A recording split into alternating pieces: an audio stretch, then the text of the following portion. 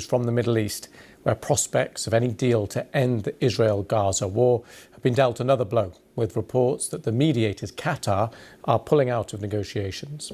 The Gulf state has played a key diplomatic role in trying to bring an end to the conflict, to prevent further loss of life, secure the release of the remaining Israeli hostages held by Hamas, as well as taking part in talks. Qatar has hosted the political office of Hamas, allowing the group to operate with relative freedom. Well, let's speak to our correspondent, Joe Inwood, who's in Jerusalem for us. Joe, just talk us through what we know. So we've had reports come through in the last hour or so that have come from the Reuters and AFP news agencies, quoting a Qatari diplomatic source saying that they are no longer participating, they're no longer taking part, as you were saying, as a key mediator in these peace talks between Hamas and Israel. They also had strong words for both sides, essentially implying that neither were negotiating, neither were operating in good faith. And as a follow-on to that, they said that therefore the Hamas political office, which has been based in Qatar since 2012, no longer serves any purpose. They didn't elaborate on that. But this follows also reports we had earlier in the day coming from Washington, that a senior official there, also quoted by news agencies, saying that they no longer thought it was acceptable for Hamas to have its office based in Qatar as long as they were refusing to take part in negotiations, which reportedly they turned down the deal that was put to them in October. So we've had a number of developments today, all of which paint a fairly bleak picture from any prospects of some sort of negotiated deal. Yeah, so just talk us through what this now means for any potential talks in the future. What are the mechanisms? How could this work? Well, I mean, it's worth saying that these talks have basically been going nowhere as far as we can tell for months. There were reports of something on the table earlier in the year, a deal that was agreed by the Americans and by Hamas, which was reportedly turned down by Prime Minister Benjamin Netanyahu of Israel, and then also reports that they weren't getting any progress in October. We had some suggestion they were going to be restarting, but really they haven't been making any substantial progress as far as anyone can tell for months and months now. And obviously this development makes it even more difficult. We of course do still have the Egyptians. They talk to both sides, and the Americans have been pushing for some sort of improvement in the humanitarian situation in Gaza and for a deal. And it was thought that the attempt to get Hamas kicked out of Doha was part of that negotiating strategy, potentially. But it doesn't seem that anyone is really viewing this as a peace process which is going to be making any progress at this point. However, it is worth pointing out, as a kind of slight contrary point to that there is some reports that have been coming through that incoming President Trump has said that he wants Benjamin Netanyahu to have the war in Gaza over by the time he comes to power in January the 20th. So there could be a glimmer of hope there, although as ever with Donald Trump, we should caveat things by saying we really don't know what he's going to do. Okay, Joe, thank you very much for that.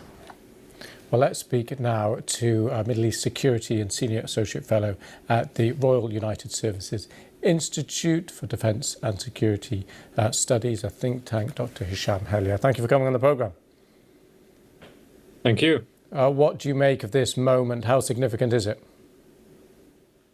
So this moment has been coming for quite some time, I think. I think that once you looked at how the Americans had, quote unquote, withdrawn their support for Hamas having an office in Doha, and keeping in mind, Doha had that office because of engagements from the United States. Once they withdrew that, and they clearly withdrew that over the last year, it was inevitable that at some point Hamas was going to have to look for a new home in terms of the political leadership that lived in Doha.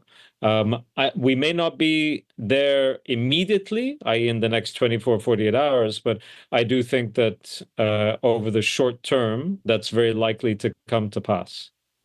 And where does this leave prospects now of talks and ceasefire and peace and return of hostages? Does the emphasis now lie with Egypt? So before I get to Egypt, let's be very clear. There haven't been ceasefire negotiations for many, many months. What we've had over the last few months have been hostage negotiations. They weren't ceasefire negotiations. The Israelis made it abundantly clear that after a pause in hostilities, if the deal were to go through, they would return to bombarding Gaza. So there haven't been ceasefire negotiations for quite some time.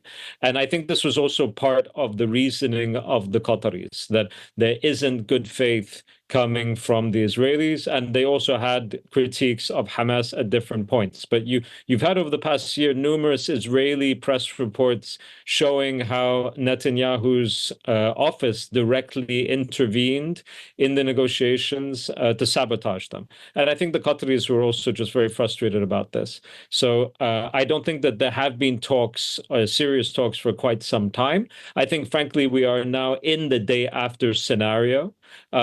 And I think this is also something that the Qataris realize, that there is no prospect of the Israelis removing their armed forces from Gaza, that Gaza will be more or less partitioned into different zones, and there'll be more than one zone where Palestinians are not allowed to return. And I don't think they want to be a part of that exercise in any way. There will be others that perhaps will be able to talk to, quote unquote, both sides in this situation. It's long been the case that the Egyptians have been able to talk to all of the parties with regards to the Israeli-Palestinian issue. So I'm sure they will continue in that regard. And also when it comes to the Qataris, they will maintain those contacts. But it's a question of whether or not there'll be an office in Doha, and there isn't an office in Cairo either. Okay. But those contacts, I think, will remain, and there'll be others that will be looking to mediate as well. Okay, thank you very much for your thoughts and analysis on the situation. Thank you very much. We'll get plenty more context and opinions in the hours ahead.